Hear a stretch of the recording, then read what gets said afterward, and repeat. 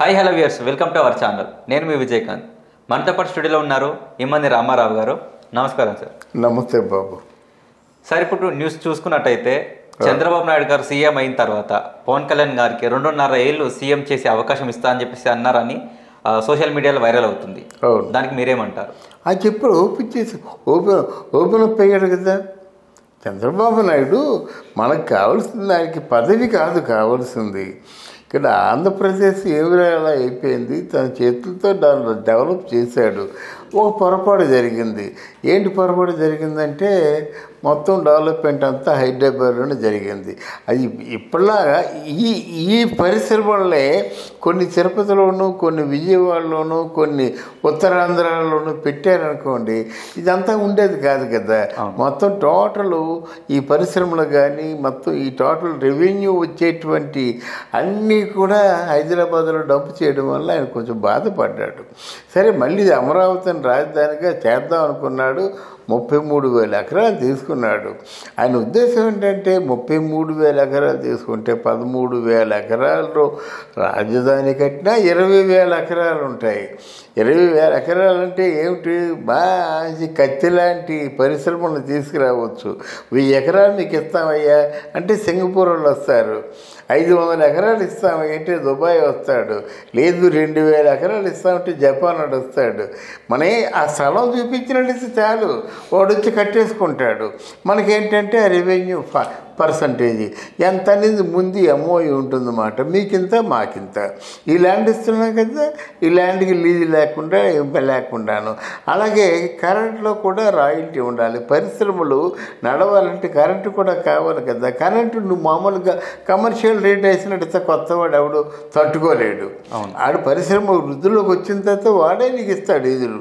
అందువల్ల ఇట్లాంటి మామూలు ఇంటర్నేషనల్ వైడ్గా పరిశ్రమల్ని స్థాపించడం ఆయనకి తెలుసు కనుక వీళ్ళు జగన్మోహన్ రెడ్డి గారు అంటే పదవిలోకి వచ్చిన తర్వాత ఒక్క పరిశ్రమ కూడా లేకుండా పోయింది కనుక ఆయనకి కావాల్సింది ఏమిటంటే యువత వాళ్ళు కాలేజీ నుంచి బయటకు వచ్చేసరికి వాళ్ళకు ఉద్యోగాలు ఏవి లేవు.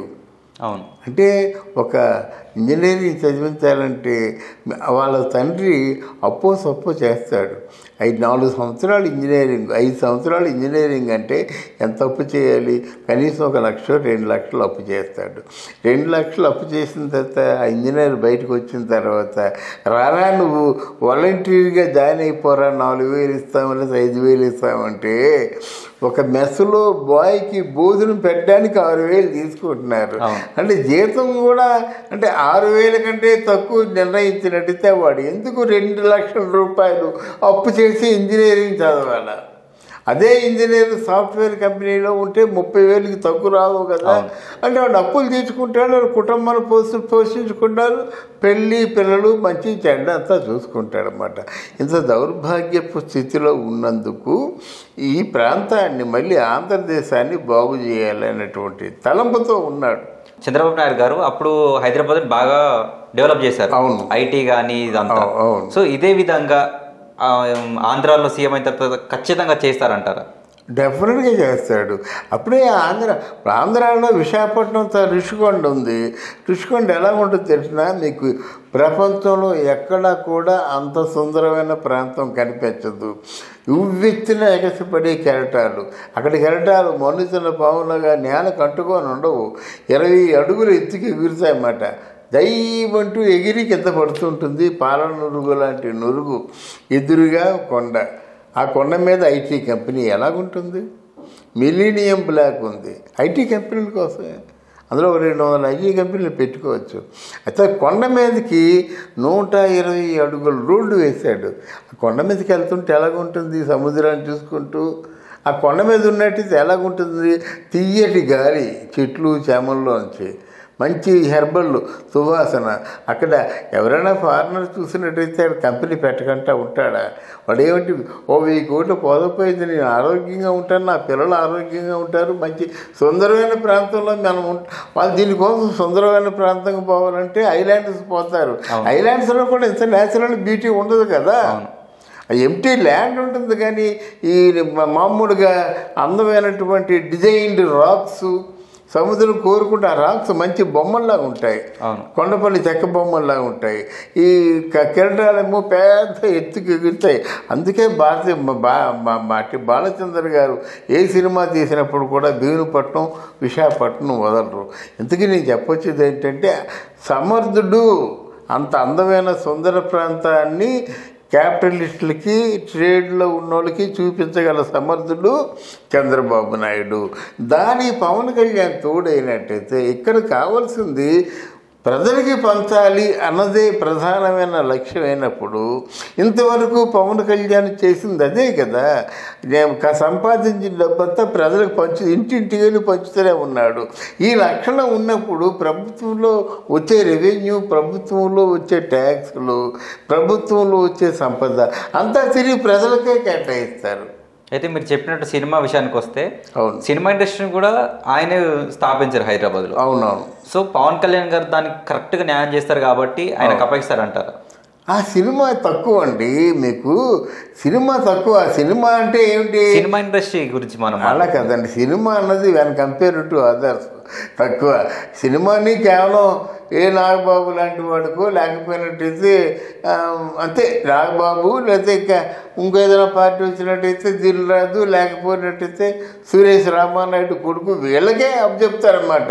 మీకు ఎంత ల్యాండ్ కావాలయ్యా, ఆ ల్యాండ్ ఎవరికి ఇస్తారు, ఎంతమంది స్టూడియోలు కావాలి, ఎంత కేటాయించమంటారు అనేది వాళ్ళకి అప్పచెప్తారు. కానీ పవన్ కళ్యాణ్ సినిమాలు ఎందుకు తీసుకుంటాడు? పవన్ కళ్యాణ్ తీసుకోవాల్సినవి చాలా ఉన్నాయి.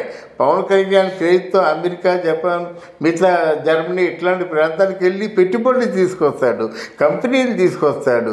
మనం ఎక్కడ దొరికిపోయామంటే మనకు అసలు జేబులో డబ్బులు లేవు, అప్పు పుట్టలు అప్పంతా చేసేసారు.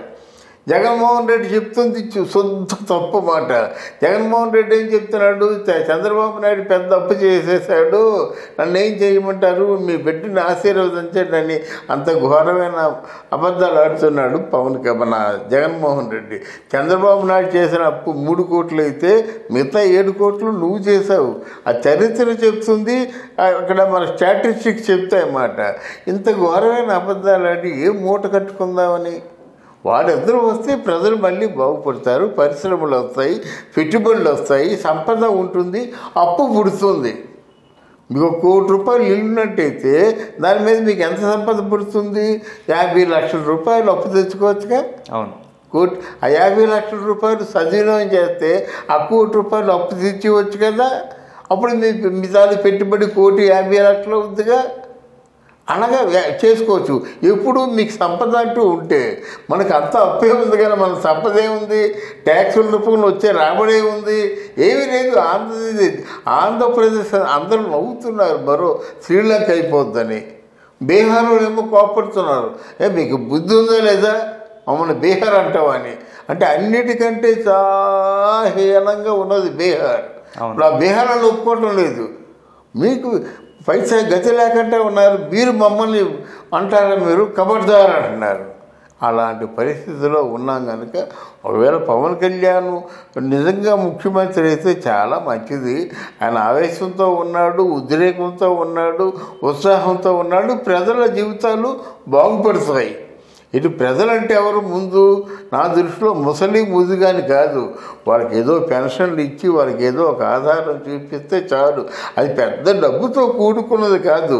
మీకు డబ్బుతో కూడుకుంది ఏంటంటే మనకి ఎప్పుడైతే ఆ పక్వానికి వస్తారో చూసా, నూనె మేసాలతో మామూలు యువత తయారవుతుంది కదా, వాళ్ళకి మీకు నిర్వీర్యం చేయకూడదు, వాళ్ళని నిరుత్సాహపరచకూడదు. ఇదిగోరా ఈ డిగ్రీ అయిపోతే నాకు ఉద్యోగం వస్తుంది, డిగ్రీ అయిపోగానే 30,000 లేదా 40,000 లేదా 50,000 ఇలా వాళ్ళకి పోటీ వచ్చేయాలి. వాళ్ళ కుటుంబాన్ని బాగా చూసుకుంటారు. ఒక డిగ్రీ చదువుకొని ఉద్యోగం చేస్తే వాళ్ళ ఇంట్లో 3 ఉంటే ఆ 3ని చదివిస్తాడు. అవును, అర్థమైందా మీకు? అది మీ పచ్చగా ఉంటుంది, మీ ఊరంతా పచ్చగా ఉంటుంది. అది కావాలన్నమాట. ఎవరైనా చదువుకున్న వాళ్ళు ఇంకా బాగా చదువుకొని ఫారెన్ వెళ్ళి చదువుకుంటామంటే పంపించడానికి డబ్బు కావాలి. ఇట్లాంటి దానికి డబ్బు కేటాయించాను. కానీ మామూలుగా నవరత్నాలు ఉన్నాయి, నవరత్నాల్లో ఒక పథకం అని ఇంత దరిద్రం అండి. సోమేరుల్ని చేశారు కదండి.